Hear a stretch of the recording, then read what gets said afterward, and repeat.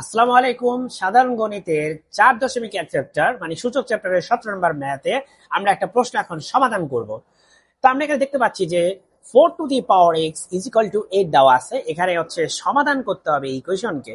সমাধান করা বলতে বোঝায় অজানা রাশির মান বের করা, আর আমার এখানে অজানা রাশি বলতে এখানে হচ্ছে এক্স কে বোঝাচ্ছে। তাহলে চলেন এক্স এর মান বের করার জন্য আমরা 4 কে লিখি 2 স্কয়ার, আর 8 কে লিখবো আমরা 2 কিউব। এখন আমরা এখানে লিখব এটাকে 2 টু দি পাওয়ার 2x, কারণ হচ্ছে এই 2 আর x দুটোই পাওয়ার, সো পাওয়ার পাওয়ার হচ্ছে আমরা গুণ করতেই পারি 2 টু দি পাওয়ার 3। তার মানে যেহেতু ভিত্তি দুইটা হচ্ছে একই, তার মানে পাওয়ার দুইটাও সেম। ওই ফর্মুলাটা আমরা ইউজ করতেছি এখানে, যে একটা হচ্ছে a to the power m is equal to, যদি a to the power n হয় তার মানে m is equal to n হবে। যেহেতু ভিত্তি সেম তার মানে পাওয়ারও হচ্ছে সেম। যাই হোক, এখান থেকে এক্স এর মান বের হলো কত, 3/2। এটাই হচ্ছে আমাদের এই ম্যাথের কাঙ্ক্ষিত সমাধান। এ পর্যায়ে আমরা 18 নম্বর ম্যাথটা হচ্ছে সমাধান করব। এখানে সমাধান করা বলতে অজানা রাশি এক্স এর মান নির্ণয় করা বোঝায়। তো এখানে 2 to the power 2x plus 1 আছে। আমরা 128 কেও 2 এর পাওয়ার আকারে লিখবো। 128 কে লেখা যায় 2 টু দি পাওয়ার 7।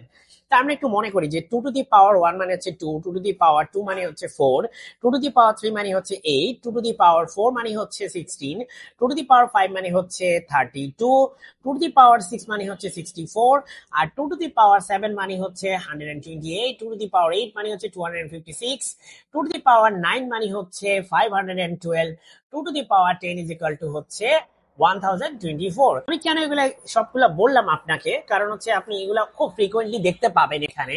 এই যে বিভিন্ন ম্যাথে আপনাকে এই পাওয়ার গুলো আপনাকে জানতে হবে যে কত 2 এর উপর পাওয়ার কত দিলে মান কত হয়।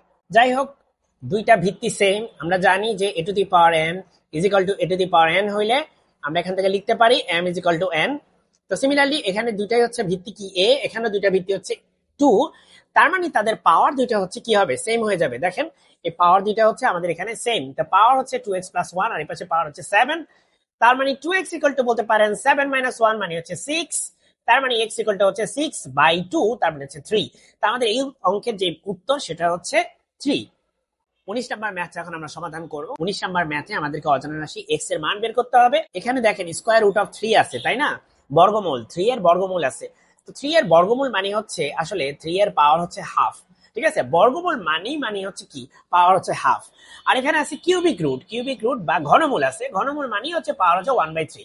তা আমি আবার বলি, বর্গমূল মানে হচ্ছে পাওয়ার হচ্ছে হাফ, আর ঘনমূল মানে হচ্ছে 1/3 পাওয়ার।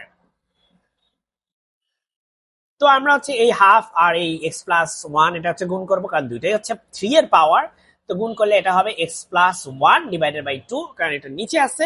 সিমিলারলি এক্ষেত্রে হবে 3 to the power 2x minus 1 divided by 3, কারণ হচ্ছে এই পাওয়ার হচ্ছে গুণ করলে আমরা পাবো 2x মাইনাস 1 ডিভাইডেড বাই 3। এখন দেখেন এখানে দুইটা ভিত্তি সেম হলে তাদের পাওয়ারও সেম হয়। So power x plus 1/2 is equal to হবে 2x মাইনাস 1/3। এই দুইটা সেম হয়ে যাবে। আমি ফর্মুলা একটু লিখে দেই, a to the power n is equal to a to the power m হইলে m is equal to n, এটা আপনার সাইড নোটে লিখে দিবেন। এখন হচ্ছে আমরা x এর মান বের করার জন্য r গ্রহণ করব, 3 এর সাথে এটাকে গুণ করব, তাহলে এটা হবে 3 ইন্টু x প্লাস 1, আর 2 এর সাথে হচ্ছে এটাকে গুণ করব, তাহলে এটা হবে 2 ইন্টু 2x মাইনাস 1। তাহলে এটা হবে, এই পাশে হবে 3x প্লাস 3, এদিকে হবে 4x মাইনাস 2।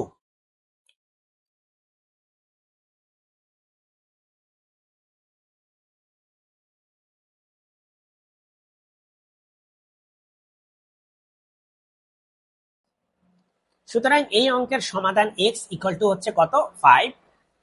এখন আমরা হচ্ছে 20 নম্বর ম্যাথের সমাধান করব। এক্ষেত্রে হচ্ছে আমরা দেখতে পাচ্ছি যে এখানে 2 টু দি পাওয়ার x আছে, এটাকে তাই রাখবো।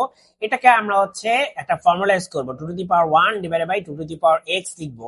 ঠিক আছে, ফর্মুলাটা আমি একটু লিখে দেই, সেটা হচ্ছে a to the power m minus n equal to হচ্ছে a to the power m divided by a to the power n। এই ফর্মুলাটা হচ্ছে আমরা এখানে অ্যাপ্লাই করছি। এখন আমরা এটাকে হচ্ছে একটা জিনিস ধরে নিই, ধরেন এটা হচ্ছে পি ধরার একটা উদ্দেশ্য আছে। আসলে এটা যদি থাকে 2 টু দি পাওয়ার x, তাহলে অনেকের ক্ষেত্রে এটা আসলে সলভ করতে গেলে তারা একটু কমপ্লিকেশন ফিল করে, এমন না যে এটা রেখে করা যাবে না। তারপরও আমি হচ্ছে এখানে ধরে নিছি যে পি ইকুয়াল টু হচ্ছে 2 টু দি পাওয়ার x। যেহেতু ধরে নিলে আসলে এটা বোঝানো আসলে সোজা হয়ে যায়, বা নিচের ক্ষেত্রে বা পরীক্ষায় এটা করার ক্ষেত্রে সহজ হয়ে যাবে। এখন আমরা যেটা করব, আমরা হচ্ছে লসাগু করলে এখানে নিচে আছে 1 আর p মিলে হচ্ছে হয় লসাগু p। এই p আর p গুণ করলে হয় p স্কয়ার, আর এই p দিয়ে p কে ভাগ করলে হয় 1, 1 এর সাথে 2 গুণ করলে হয় 2। আমাদের জায়গা একটু কম থাকে, আমরা হচ্ছে উপরের এই স্পেসটা একটু ইউজ করি। ঠিক আছে, তাহলে এই দেখেন যে 3 এর সাথে এই p টা আমরা গুণ করব, তাহলে ডান পাশে হবে 3p আর এদিকে আছে p স্কয়ার প্লাস 2। ঠিক আছে, তো এখন আমরা এটা লিখতে পারি p square minus 3p plus 2 equal to 0। তো এখান থেকে আমরা মিডল টার্ম করলে পাবো p square minus 2p minus p plus 2 equal to 0। তার মানে p কমন নিলে হবে p মাইনাস 2, আর মাইনাস 1 কমন নিলে হবে p minus 2 is equal to 0। তাহলে এখানে আমরা দুটো জিনিস পাবো, একটা হচ্ছে p মাইনাস 2 আর একটা পাচ্ছি হচ্ছে p মাইনাস 1 ইকুয়াল টু 0। তার মানে p এর মান পাচ্ছি আমরা এখান থেকে দুইটা, একটা হচ্ছে 2 একটা হচ্ছে 1। p এর দুইটা মান, একটা হচ্ছে 2 আর একটা হচ্ছে কত 1 পাইছি আমরা। অরিজিনালি p যেহেতু ছিল না, p আসলে 2 to the power x equal to আমরা p ধরে নিয়েছিলাম। তাহলে এখানে 2 to the power 1 equal to যেহেতু 2, তার মানে x এর মান এখান থেকে আমরা পাই হচ্ছে 1, কারণ ভিত্তি দুইটাই হচ্ছে কত 2, তার মানে পাওয়ার দুইটা হচ্ছে সেম হয়ে যাবে। সিমিলারলি p ইকুয়াল টু হচ্ছে 2 টু দি পাওয়ার x, আর এখানে আছে 1, তো 1 কে আমরা 2 টু দি পাওয়ার 0 লিখতে পারি, তাই না?